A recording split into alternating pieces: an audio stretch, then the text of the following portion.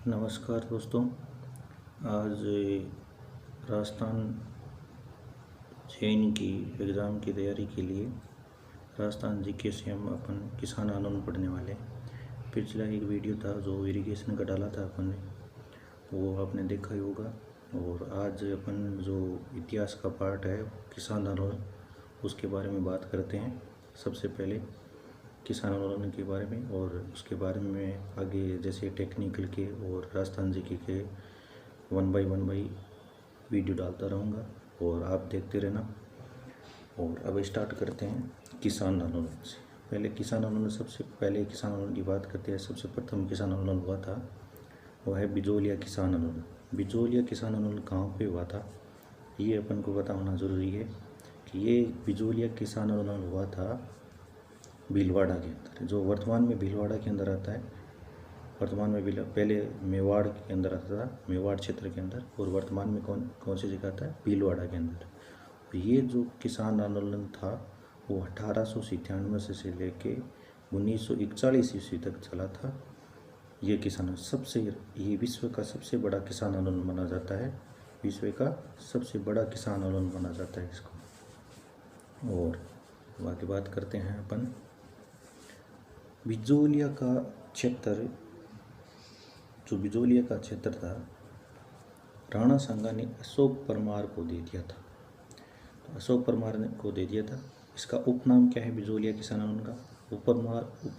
ऊपरमाल की जागीर या विजयाकली, ये दो उपनाम है, ये भी आपको ध्यान रखने हैं। इसके बारे में अलग से आगे बात करते हैं। विजयाकली के ठिकाने के संस्थापक थे अशोक परमार। मूल निवास था इनका जो अशोक परमार थे उनका मूल निवास स्थान था जगनेर भरतपुर के थे। ये खानवा के युद्ध हुआ था उस समय, जो राणा सांगा का साथ दिया था उस टाइम ये आए थे चित्तौड़। तब ये जो अशोक परमार थे उनको ये क्षेत्र दे दिया था राणा सांगा ने। तो आगे बात करते हैं नेक्स्ट पॉइंट के अंदर। खानवा के युद्ध में राणा सांगा की सेवा में चित्तौड़गढ़ आया था। राणा सांगा ने ऊपरमाल की जागीर प्रदान की थी इनको। किसको ऊपरमाल की जागीर प्रदान की थी? अशोक परमार को ऊपरमाल की जागीर प्रदान की थी। ऊपरमाल की जागीर की प्रदान की थी इनको।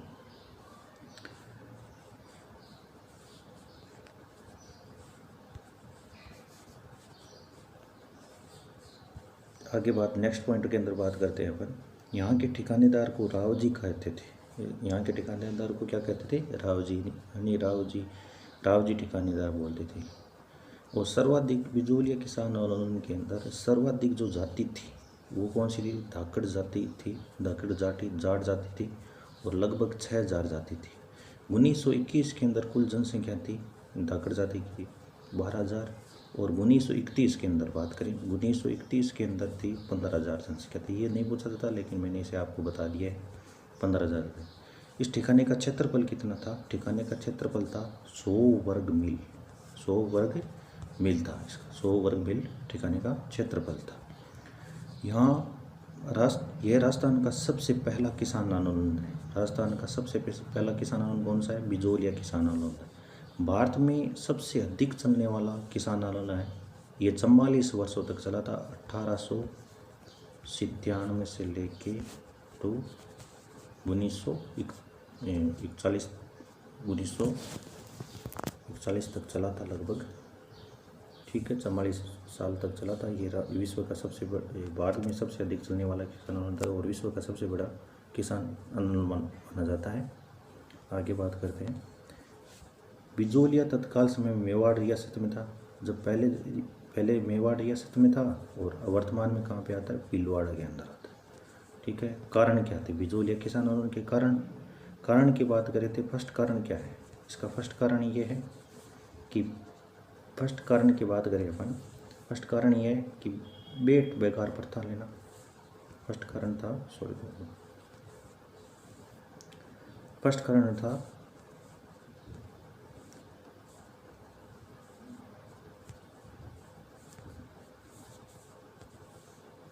कारण था बेट बेगार प्रथा लेना।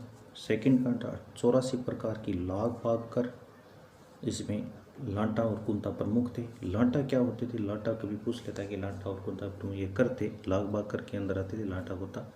लाटा की अपन बात करें तो लाटा था गुस्से से अलग से अनाज पर जो कर लिया जाता था उसे क्या कहते थे, लाटा कहते। और कुंता किसे कहते थे, जो खड़ी फसल पे जो लिया जाता था, जो खड़ी फसल पे जो खड़ी फसल पे जो कर अनुमान से जो कर लिया जाता था उसे क्या कहते थे, कुंता कहते। अनुमान से जो कर लिया जाता था उसे क्या कहते थे, खड़ी फसल। जैसे खड़ी फसल है उसका अनुमान से बोली लगा दी कि ये इतनी रेट है, उस हिसाब से ये इतनी फसल होगी और इतना कर लगा दो, उस हिसाब से अपन जो कर लेते थे उसे बोलते थे कुंता थे। ठीक है, आगे बढ़े। एक छप्पनिया अकाल भी माना जाता है इसका कारण। कौन सा, छप्पनिया अकाल भी माना जाता है। छप्पनिया अकाल 1899 से 1900 ईस्वी तक माना जाता है। ये 3 प्रमुख कारण थे। अब आते हैं बिजोलिया किसान आंदोलन के प्रथम चरण के अंदर। प्रथम चरण 1800, प्रथम चरण की बात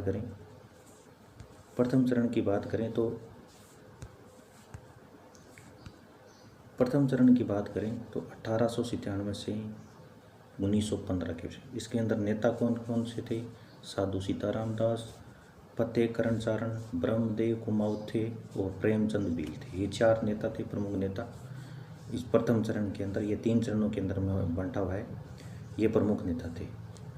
अब आती है इस आंदोलन की शुरुआत। इस आंदोलन की जो शुरुआत हुई थी, एक गिरधारीपुरा नामक ग्राम है बिजोलिया के अंदर, वहाँ से इस आंदोलन की शुरुआत हुई थी। कैसे शुरुआत हुई थी वो अपन बात करते हैं।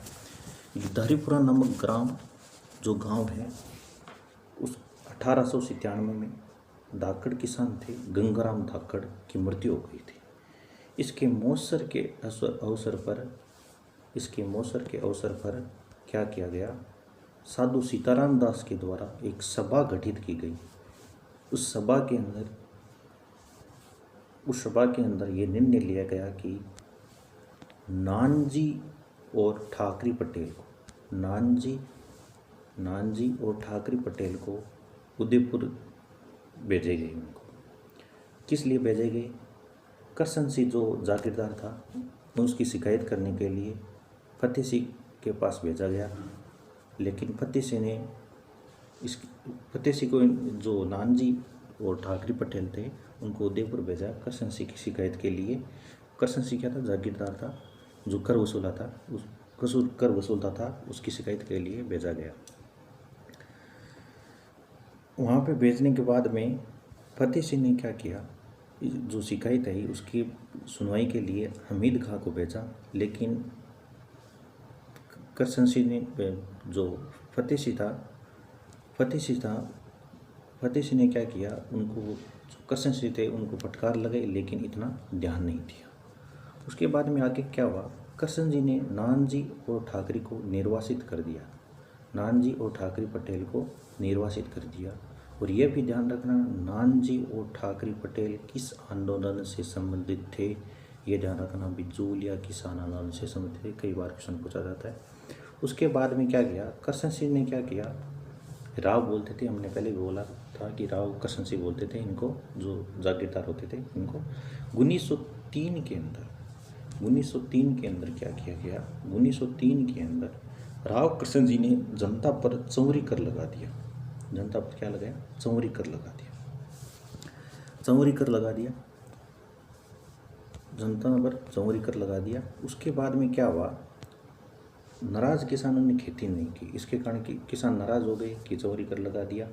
और चौरी कर था क्या, चौरी कर ये था कि कोई भी किसान है और कोई भी उस क्षेत्र के अंदर, जो बिजोलिया क्षेत्र है उसके अंदर आता है, वहाँ पे यदि कोई किसी की अपनी बेटी की शादी करता है तो उस पर जो कर, उसकी बेटी की शादी पर जो कर वसूला जाता था उसको चौरी कर बोले थे। ठीक है, इससे किसान नाराज हो गए। तो किसान नाराज होने पर किसानों ने खेती नहीं की, तो वहाँ से खेती से भी कर नहीं आया और यहाँ से भी जो चौरी कर भी नहीं आया। इसलिए करसन सिंह ने क्या किया, इस चौरी जिससे करसन सिंह ने चौरी कर को समाप्त कर दिया। उसके बाद में अपन बात करते हैं 1906 के अंदर करसन सिंह की मृत्यु हो जाती है। 1906 के अंदर करसन सिंह की मृत्यु हो जाती है। 1906 के अंदर कृष्ण सिंह की मृत्यु हो जाती है और नया जागीरदार कौन बनता है? पृथ्वी सिंह। अब क्या होता है कि मेवाड़ राज्य के नियमों के अनुसार पृथ्वी सिंह को बिजोलिया का उत्तराधिकारी स्वीकार करने से पूर्व एक तलवार बंदाई के रूप में महाराणा को एक बड़ी धनराशि देनी थी वो, और पृथ्वी सिंह ने यह भार जनता पर डाल दिया। क्या होता है कि मेवाड़ राज्य के अंदर कोई भी नया जागीरदार बनता है उसको एक तलवार बंदाई कर देना पड़ता है, अतिरिक्त धनराशि देनी पड़ती है। तो वो धनराशि अब जागीरदार बनने के लिए पृथ्वी सिंह ने क्या कर दिया, वो भार जनता पर डाल दिया और तलवार बंदाई कर लगा दिया। इसका विरोध किया था साधु सीताराम दास ने। साधु सीताराम दास जो ये तलवार बंदाई कर था इसका विरोध किया था साधु सीताराम दास, फतेहकरण चारण, ब्रह्मदेव कुमार ने, इन तीनों ने इन्होंने विरोध किया था 1923 के अंदर, इनका विरोध किया था। उसके बाद में इसको ये भी बोला जाता है, इसके अन्य भी नाम है तलवार बंदाई करके, तलवार बंदाई कर या हुक्मनामा या पेशकशी या नजराना या उत्तराधिकारी शुल्क बोलते हैं, ये अलग अलग नाम है। 1913 में नया जागीरदार बना,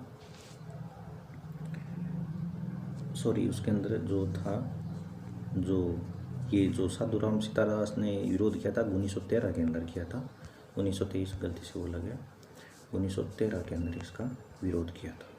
ठीक है, अब आगे बात 1913 के अंदर नया जागीरदार बना था केसरी सिंह। केसरी सिंह क्या था? नाबालिग था, इसलिए इसको ठिकाने पर नाबालिग होने के कारण मेवाड़ में ठिकाने पर इसे मूर्ख सम्मान लगा देते हैं। उसके बाद में इसको हटा दिया गया था, नाबालिग हो गया था। उसके बाद में अब मुख्य बात आती है, ये प्रथम चरण था। प्रथम चरण के बाद में दूसरा चरण स्टार्ट करते हैं। दूसरा चरण जो स्टार्ट हुआ था वो 1916 से 1927 के बीच में साधु सीताराम दास ने विजय सिंह पाठी को सौंप दिया। ये जो किसान आंदोलन था इससे जुड़े हुए थे कौन?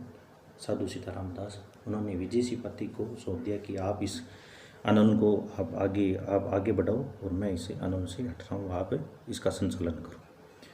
तो साधु सीताराम जुड़ गए इस आंदोलन से। और इनकी साधु सीताराम दास और पाठक जी की मुलाकात कहाँ पे होती है? पाठक जी की मुलाकात होती है विद्या प्रचारणी सभा होती है। इसकी संचालिक हरिभाई किंकर थे। ये ओचरी गांव चित्तौड़गढ़ के अंदर यहाँ पे इनकी मुलाकात होती है, जिसे प्रभावित होकर साधु सीताराम दास ने और इनको पति जी को बोल दिया कि आप इस आंदोलन को आगे आप संचालन करो। विद्या प्रचारणी सभा का गठन जो किया था वो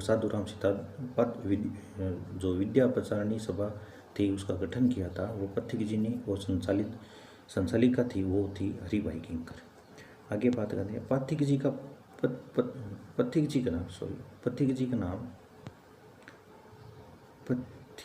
का नाम था, मूल नाम था भूप सिंह गुजर। ये यूपी के थे, इनका नाम था भूप सिंह गुजर और इनका जन्म हुआ था बुलंदशहर यूपी के अंदर, गुठावली 1873 के अंदर इनका जन्म हुआ था। और पथिक जी को भारत में किसान आंदोलन का जनक कहा जाता है। भारत में किसान आंदोलन का जनक किसे कहा जाता है? पथिक जी को कहा जाता है। लेकिन इनको भारत का किसान आंदोलन जनक माना जाता है या प्रेरणाता कहलाता है? ठीक है, लेकिन बिजोलिया किसान आंदोलन तथा बिजोलिया किसान आंदोलन के जनक किसे माना जाता है? साधु सीताराम दास का। ये क्वेश्चन ध्यान रखा कि सीधा पूछे कि बिजोलिया किसान आंदोलन के जनक कौन है? साधु सीताराम दास। और यदि ये पूछे भारत के किसान आंदोलन या राजस्थान ये किसान आंदोलन के जनक कौन माने जाते हैं, उसे हम बताएंगे विजय सिंह पथिक। आगे बात करते हैं, पथिक जी क्रांतिकारी गतिविधियों में भाग लेने राजस्थान आए थे। साधु सीताराम दास इनसे प्रभावित होकर बिजोलिया आंदोलन का इन्हें नेतृत्व इन्हें सौंप दिया था। पथिक जी ने किसानों को जागरूक करने के लिए सेवा समिति की स्थापना की थी। सेवा समिति की स्थापना किसने की? बिजोलिया किसानों, क्योंकि किसानों को जागरूक करने के लिए, ये ध्यान रखना। ठीक है, अब आगे बात करते हैं, पॉइंट टू पॉइंट करते हैं। फर्स्ट पॉइंट की बात करते हैं अपन। फर्स्ट पॉइंट 1919 के अंदर पथिक जी वर्धा महाराष्ट्र के अंदर महात्मा गांधी से मिले और उनको ये जो बिजोलिया किसान आंदोलन था उनके बारे में बताया कि ये हो रहा है। उसलिए जो सचिव थे महात्मा गांधी के, महादेव देसाई, उनको भेजा बिजोलिया। ये चीज़ ध्यान रखना थोड़ा, ठीक है। उसके बाद में आगे बात करते हैं। सेकंड नंबर बात है राजस्थान सेवा संघ की स्थापना। राजस्थान सेवा संघ की स्थापना कब हुई थी? 1919 में। कहाँ पे हुई थी? वर्धा, महाराष्ट्र के अंदर। किन किन ने की? राम नारायण चौधरी थे, हरिभाई किंकर, पथिक जी, ये 3 नाम याद। यानी राजस्थान सेवा संघ की स्थापना 1919 में हुई थी। राम नारायण चौधरी, किंकर और पथिक जी। अब आगे बात आती है 19 थर्ड नंबर पॉइंट है अपन का। थर्ड नंबर पॉइंट की बात करते हैं। थर्ड नंबर पॉइंट के अंदर बात करते हैं अपन। Sorry 2 minute. हाँ, थर्ड नंबर पॉइंट 1920 के अंदर राजस्थान सेवा संघ की 1920 के अंदर क्या हुआ? जो ये राजस्थान सेवा संघ की स्थापना वर्धा, महाराष्ट्र में की गई थी, उसको स्थानांतरित कर दिया था अजमेर के अंदर। उसके बाद 1920 के अंदर वीर भारत समाज की स्थापना की थी अजमेर के अंदर। पथिक जी ने और गोपाल सिंह खरवा ने साथ मिलकर इसकी स्थापना की थी। यानी वीर भारत समाज की स्थापना 1920 के अंदर किन किन ने की? पथिक जी ने की थी और एक थे गोपाल सिंह खरवा थे, उन्होंने इस सभा की, वीर भारत सभा की स्थापना कब की? 1920 के अंदर। 5th नंबर पॉइंट है राजस्थान केसरी अखबार। इंपॉर्टेंट है, राजस्थान केसरी अखबार 1919 के अंदर राजस्थान केसरी अखबार का वर्धा, महाराष्ट्र के अंदर इसकी स्थापना की थी। इसके सह संपादक थे चौधरी जी थे, रामनारायण चौधरी, ईश्वरदान जी थे आसिया, और वे स्थापक थे हरिभाई किंकर, कन्यालाल थे। और इन जो राजस्थान केसरी अखबार के अंदर जो वित्तीय सहयोग दिया था वो किसने दिया था? जमनालाल बजाज जी ने दिया था, ठीक है। आगे चलते हैं। आगे 6 नंबर पॉइंट के अंदर राजस्थान केसरी अखबार का मुख्यालय अजमेर के अंदर स्थानांतरित कर दिया। यानी 1919 के 19 वहाँ से जो अपन है 1919 के अंदर राजस्थान केसरी अखबार का प्रकाशन कर दिया। प्रकाशन करने वर्धा, महाराष्ट्र में, और 1920 के अंदर क्या किया? अजमेर में स्थानांतरित कर दिया। अब आगे चलते हैं। 1920 के अंदर क्या हुआ? एक नवीन राजस्थान की स्थापना की, नवीन राजस्थान पत्रिका की स्थापना की अजमेर के अंदर, और इसकी रोक लगा दी। उसके स्थान पर क्या स्थान शुरू किया? तरुण राजस्थान 1921 के अंदर। लेकिन ये कई बुकों के अंदर ये भी दे रखा था कि नवीन राजस्थान या तरुण राजस्थान की स्थापना 1921 के अंदर हुई थी, और इसके संस्थापक थे वो पथिक जी थे, और इसके संपादक थे वो भी पथिक जी थे। 1921 नवीन राजस्थान, तरुण राजस्थान। अब आगे बात करते हैं। अगला पॉइंट है 1917 के अंदर हरियाली अमावस के दिन बारिसल गांव बिजोलिया में ऊपरमाल पंच बोर्ड या किसान पंचायत बोर्ड का गठन किया, जिसके सरपंच किसको बनाया गया था? मुन्ना पटेल को बनाया गया था। यानी पथिक जी ने क्या किया? एक ऊपर पंचमाल बोर्ड या किसान पंचायत बोर्ड की स्थापना की, गठन किया। किसने किया? पथिक जी ने। और इसका सरपंच किसे बनाया? मुन्ना पटेल को बनाया गया 1917 के अंदर। ध्यान ऊपर ऐसा पूछ सकते हैं क्वेश्चन कि ऊपर माल पंच बोर्ड की स्थापना किसने की थी, या किसान पंचायत बोर्ड की स्थापना किसने? पथिक जी ने। कब की थी? 1917 के अंदर। और इसका सरपंच किसी को बनाया गया? मुन्ना पटेल को बनाया गया। अब आगे बात करते हैं। 1918 के अंदर क्या हुआ? युद्ध कर लगा दिया किसानों ने, अंग्रेजों ने किसानों पर एक युद्ध कर लगाया था। कब? 1918 के अंदर। 1919 के अंदर क्या हुआ? एक आयोग, जांच आयोग का गठित किया गया। जो कर लगाए गए थे उन पर एक आयोग गठित किया,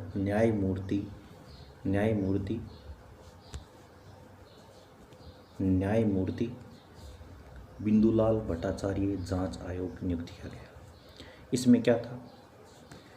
इसमें फर्स्ट पॉइंट, इसमें 35 प्रकार के कर माफ करने की सिफारिश की गई थी, लेकिन नहीं की है।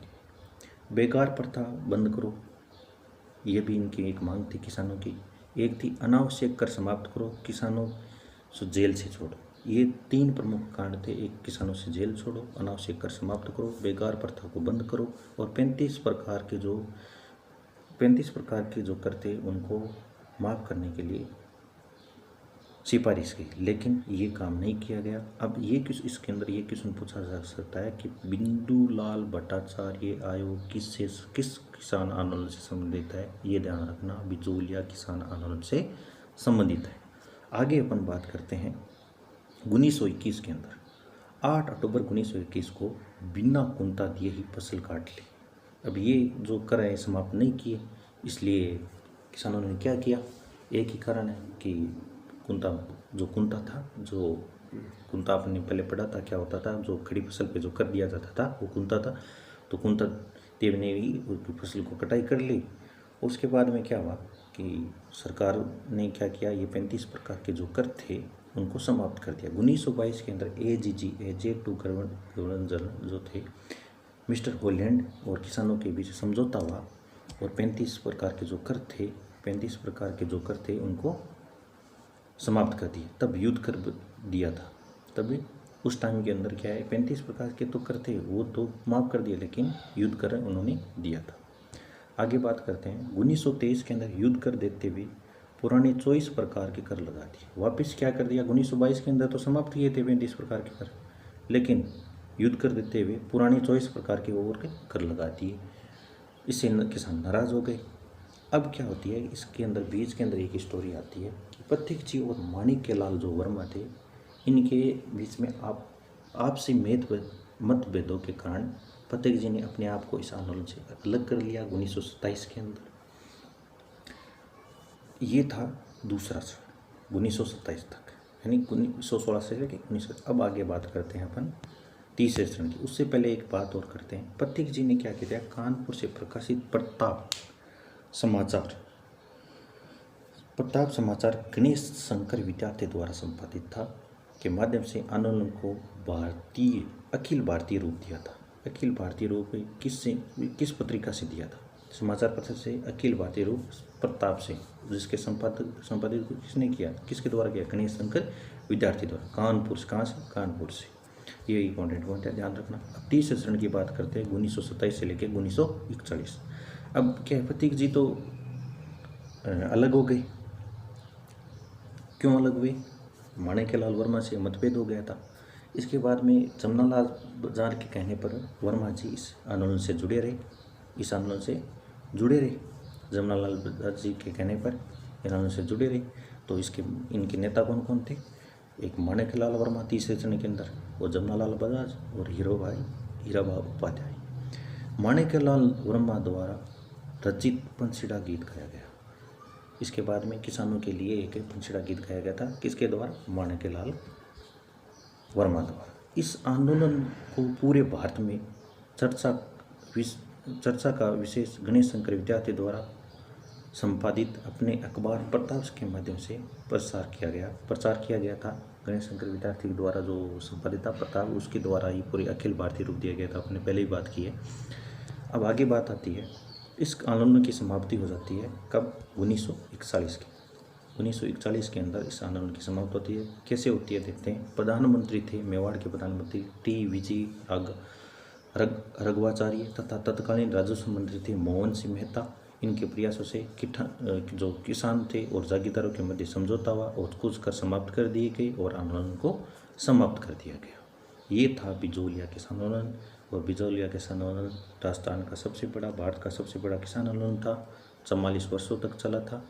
और अब आगे अपन नेक्स्ट वीडियो के अंदर बात करेंगे बेंगू किसान आंदोलन, जो चित्तौड़गढ़ से संबंधित थे।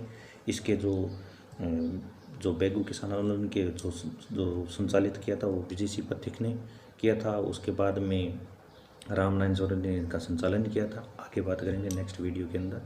तब के लिए इस वीडियो को